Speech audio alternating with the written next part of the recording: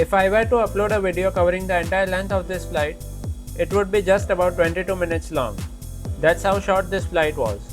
The aviation geek in me was very excited, as this was the shortest flight I have ever flown on. So what is the experience like flying Firefly on such a short domestic hop? Let's find out in today's video.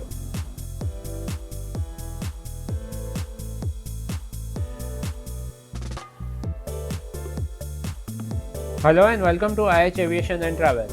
I am Ishan and I share reviews of flights and hotels so you know exactly what to expect on your next trip.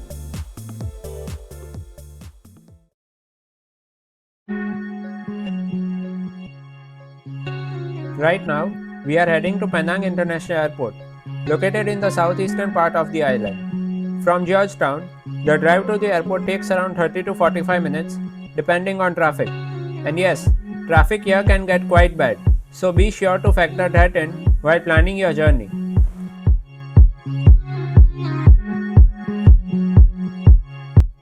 The route between Penang and Langkawi is one of the shortest domestic routes in Malaysia. Currently, only two airlines operate flights between these two islands, AirAsia and Firefly. Technically, Fly Dubai also operates a flight on this route, but since the airline doesn't have fifth freedom rights, it can't sell tickets solely for travel between Penang and Langkawi. Penang International Airport is the second busiest airport in Malaysia in terms of aircraft movements, after Kuala Lumpur International Airport. The airport recorded its peak passenger traffic in 2019, handling 8.3 million passengers, well above its rated capacity of 6.5 million. After a significant drop in passenger numbers during the pandemic, the airport has seen a steady increase in passenger numbers, welcoming 7.6 million passengers in 2024. The airport is currently undergoing expansion as part of the Penang 2030 vision. Plans include almost doubling annual passenger capacity from 6.5 to 12 million, expanding the terminal, and increasing the number of aircraft stands from 16 to 28. While we check in and go through security, let me share a brief history of Firefly.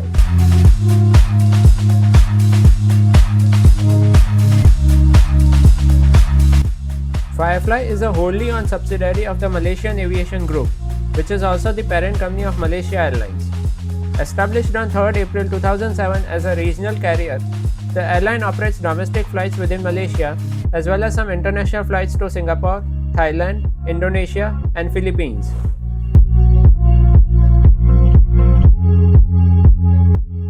Firefly's inaugural flight was from Penang to Kota Bharu using a 50-seater Fokker 50 aircraft. The airline initially operated a fleet of 3 Fokker 50 aircraft, and its early strategy focused on connecting underserved domestic markets. In June 2007, Malaysia Airlines, Firefly's parent company, signed an agreement to acquire 10 ATR 72-500 aircraft. By the end of 2009, the airline's fleet had grown to 12 ATR 72 aircraft.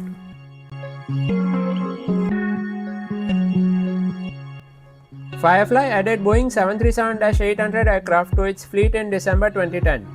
However, due to operational inefficiencies and high costs associated with running a dual fleet of turboprop and jet aircraft, the airline ceased its jet operations in 2010.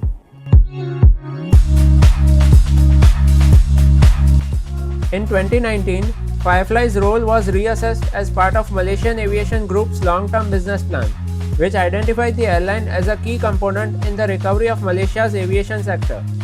In January 2021, the airline resumed jet operations with Boeing 737 aircraft.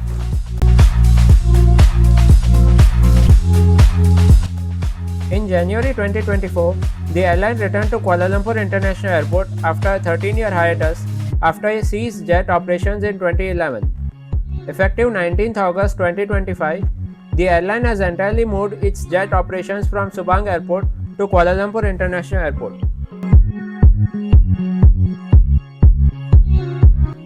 Presently, the airline's main hubs are at Penang International Airport and Kuala Lumpur Subang Airport, with a secondary hub at Kota Kinabalu International Airport. Its current fleet consists of 9 ATRs and 5 Boeing 737s.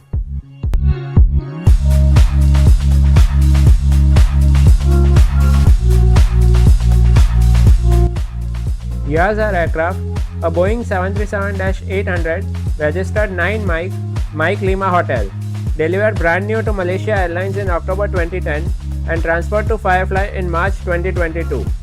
It features 189 economy class seats in a 3-3 configuration.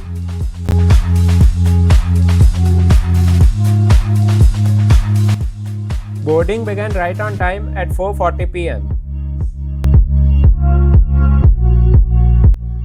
I have added this new on-screen information card displaying the key flight details so you can get a quick overview of the journey at a glance. Do let me know in the comments if you find it useful and how it can be improved further.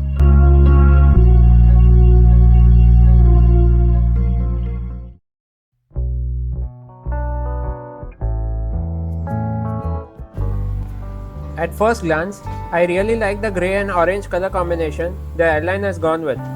The two colors balance each other well, giving the cabin a bright and modern feel.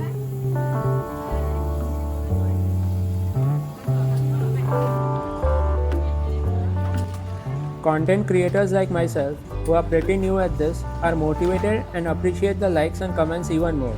So if you have liked this video so far, I would be grateful if you like, comment and subscribe to my channel. And if you are feeling super generous, then there is also an option for super thanks. Whatever you do, thanks for doing this.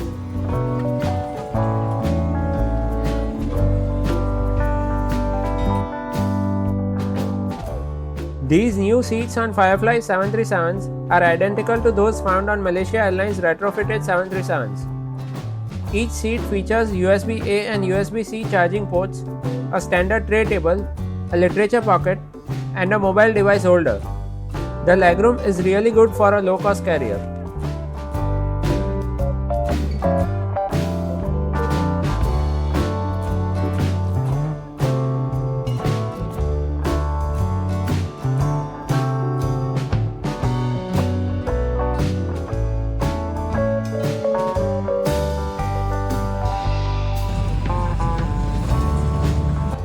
There is a buy on board menu for passengers who wish to purchase food or drinks.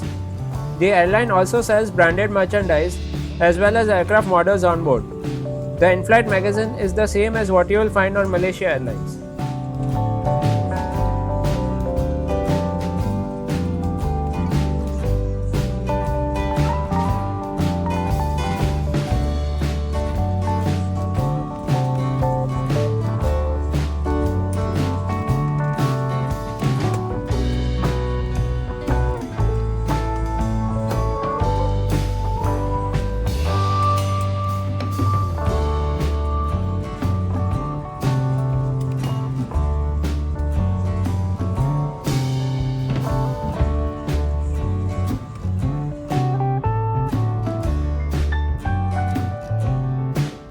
We soon pushed back and taxied to runway 22 for an early departure. Taxi, takeoff, and climb are coming up next.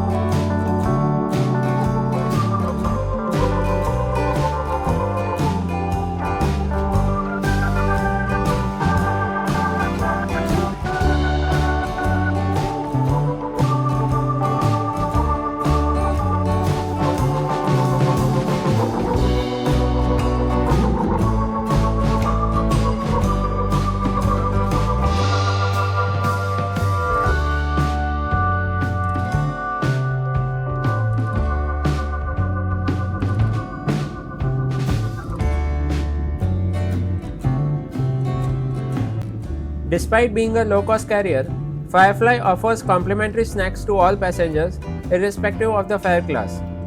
On this flight, the airline served some cookies and salted peanuts along with a bottle of water.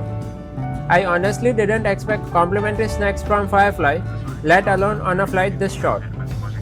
And I am not even kidding when I say that the pilots had already begun descent into Langkawi by the time the last passengers received their snacks. That's how short this flight really is.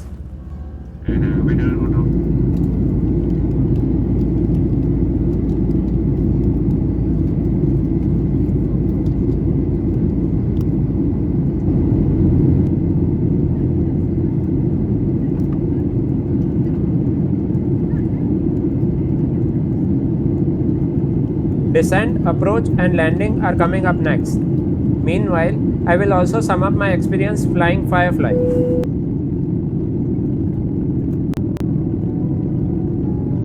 Coming into this flight, I didn't really have any set expectations. There are some airlines you don't research extensively and just go with your instinct. For me, Firefly was one of those. Another factor would also be the flight's extremely short duration, and so it didn't matter much.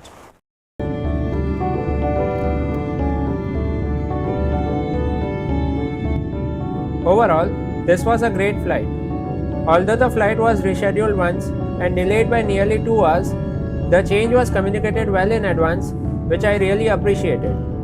The seats on board Firefly 737s are great, and the fact that they are identical to those found on Malaysia Airlines is honestly a big plus.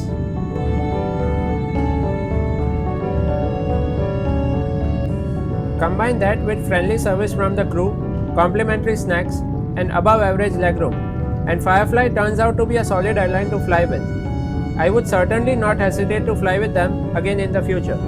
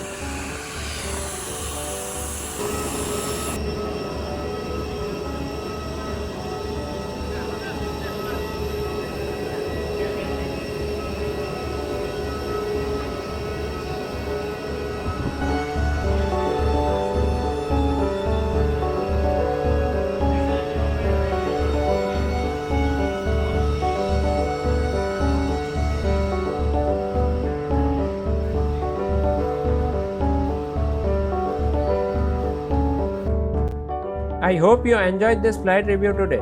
If you did, please make sure to like the video and subscribe to my channel for a new flight or hotel review every Saturday. I will see you next time from Jaipur in India.